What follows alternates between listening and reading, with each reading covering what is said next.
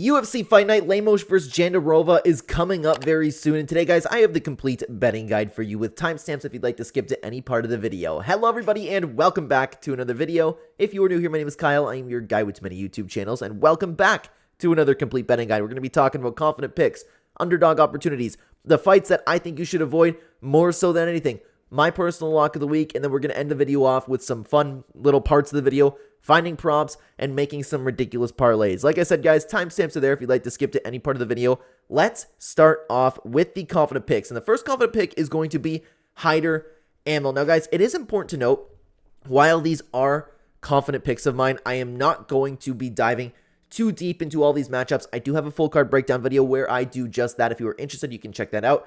Very recent on the channel. But anyways, I'm going to be giving brief reasons as to why I believe these fighters are going to win.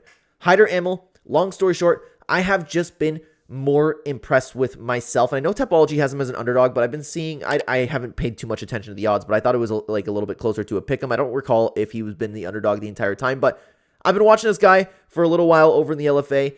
He's impressed me so far. He trains with some really good guys, and that's not to say that Jung Young Lee hasn't impressed me either. It's just I believe that Hyder Ammo will be able to get the job done. The next confident pick I have for you guys is going to be Cody Durden, and I'm using the one day I will get used to these scenes. One day I'll get used to him. The next confident pick I have for you is Cody Durden. Guys, Bruno Silva is also a very good fighter, but Cody Durden has taken on the better competition and has looked good against that competition. I think that he's just a very, very small step ahead of Bruno Silva. Now, the next fighter that I am confident is going to get the win is going to be Steve Garcia. Steve Garcia has been on a very, very quiet 3-fight win streak against very good competition, I will say, and he's finished all those opponents. He comes in, brings chaos to a more patient guy like Sung Woo Choi, and I think he's going to be able to come in and impose his will on Sung Woo Choi and be able to get the win. Steve Garcia is the only one I am considering betting on right now, but of course, I haven't decided anything at this time whether I'm going to be betting or not. Like, this is a tough card to bet on again. Last few has been pretty tough to bet on, but anyways, let's talk about underdog opportunity, guys. It's important to note this isn't necessarily a pick. I'm just saying out of every fight on the card, this is the underdog that I think is the best value, and I wouldn't be shocked at all if he won. It's going to be Brad Tavares. Brad Tavares has been sitting at a sizable underdog right now, and I think this fight should be a little bit closer to a pick'em. You got to think, Jun Yun Park, what does he come to do? He wants to come in, he wants to take you down. Who has some of the best takedown defense in the entire UFC? Brad Tavares. If he keeps his fight on the feet, the potential is there for him to just pick Jun Yun apart. Like, it would not shock me at all if Brad Tavares ended up getting this win. But guys, let's talk about now the fights on the card that I believe you should be avoiding. I'm going to be giving a very brief reason why, because ultimately, at the end of the day, they're close matchups, and I'm not sure who's going to win. So we have Muhammad Usman versus Thomas Peterson. Has the potential to be a heavyweight, like, snooze fest. And the big question is, of course, Thomas Peterson's going to want to come out and take him down. Muhammad Usman is a very, very big, strong guy. He used to be a football player. He could defend that. The weight difference could come into play over here. Muhammad Usman could just dance around on the outside. I don't know how that fight's going to go, and I do not think you are safe to bet on it. The next fight that I don't believe you should be betting on is Loic Razabov versus Trey Ogden.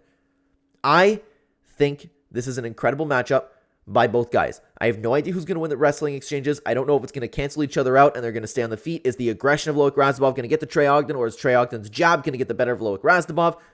Fantastic matchmaking.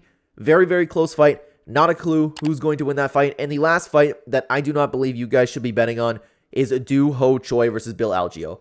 Unfortunately, both guys are not exactly in the prime of their careers anymore. We have a lot of questions about them moving forward, and I think this fight necessarily, I don't even know if it's going to bring the answer to it, but as of right now, I'm not confident in either guy to show up and have a really, really strong performance. So I don't believe you should be betting on that fight either. But guys, let's now talk about my personal lock of the week. The fighter on the card that I believe is going to win, if you can get as close to 100% as you can get, because, of course, there are no 100% picks.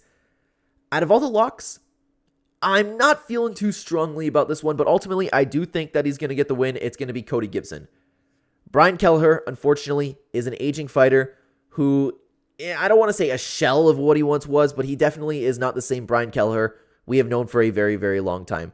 Cody Gibson hasn't been looking too good either, but he had a fantastic fight against Brad Katona, a great showing just 10 months ago, and then the Miles Johns performance was Point being, I believe he is, at this point in his career, a little bit better than Brian Kelleher, and I believe he is going to get the win. Now, guys, if you don't want to hear me just yet, you can skip about 30 seconds, but I do want to just stop you really quickly. I talk a lot about betting on this channel. If you are interested in seeing where I'm putting my money where my mouth is, if you're interested in either supporting the channel or seeing my official bets, you can check out the channel membership. It'll be in the pinned comment description down below or right next to the subscribe button. It's very, very cheap compared to other channels.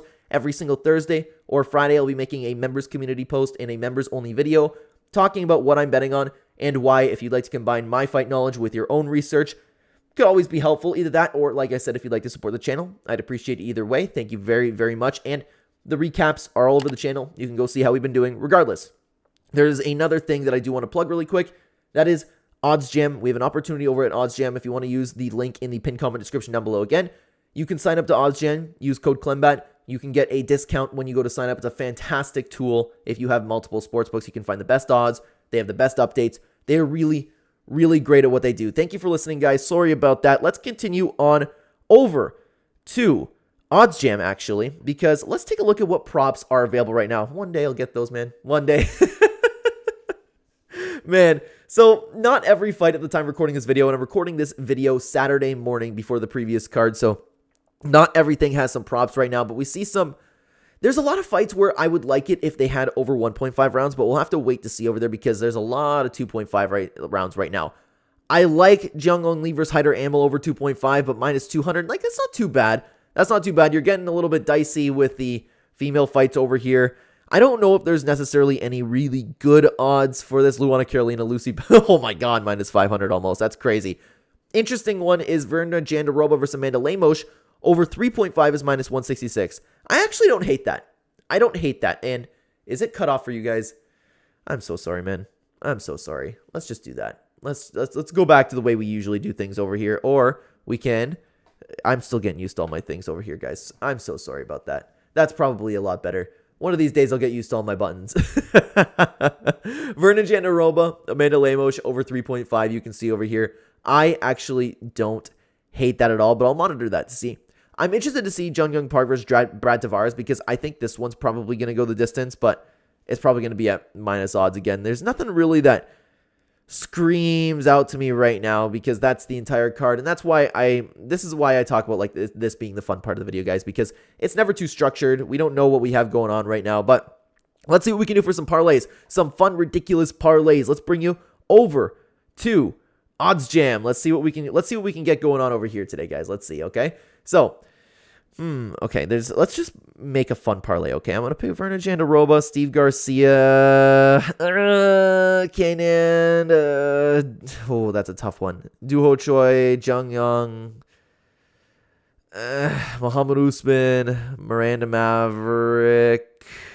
There's so many tough fights to pick on this card. Oh my God, Hyder Amel. Hyder Amel's sitting at a pretty good underdog. Cody Durden, Cody Gibson. What are we getting over here? I'll have to bring you guys a little bit more over to the, there we go. Up. There we go. That's what we love to see over there. That's what we love to see. What do we get for just $10 over here? Let's see. Probably 10 grand. Yep. Just about that. That it makes kind of that. There's no way that's hitting though, dude. There's no way that's ever hitting. Let's see what else we can do. What about some like confident picks? Let's take like Cody Gibson. Let's take Cody Durden. Let's take Hyder Amel.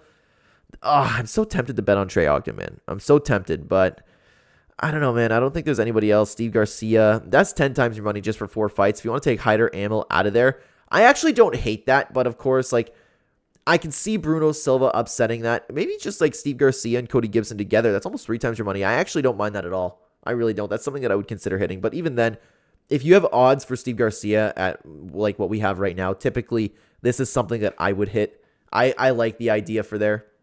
That's not too bad for me. But regardless, there's a lot. It's too bad, and I always feel bad for these parts of the videos, guys, because I wish I could make it and just throw in some 1.5 round lines, but the end of the week is I'm not always too sure how busy I'm going to be recording these videos. Plus, I want to get them out. I want to get the betting guide, but it's the fun part of the video. Nobody necessarily has to watch it, right? The YouTube analytics are kind of dicey. Some people like watching these end parts of the video. Some people don't. So I really appreciate you being here. If you stayed throughout the entire video, guys, thank you very much again for being here and watching. If you are interested in the full card breakdown, you can check it out on screen right now. We go as deep into the fights as we could possibly go. Thank you so much, guys. Take care.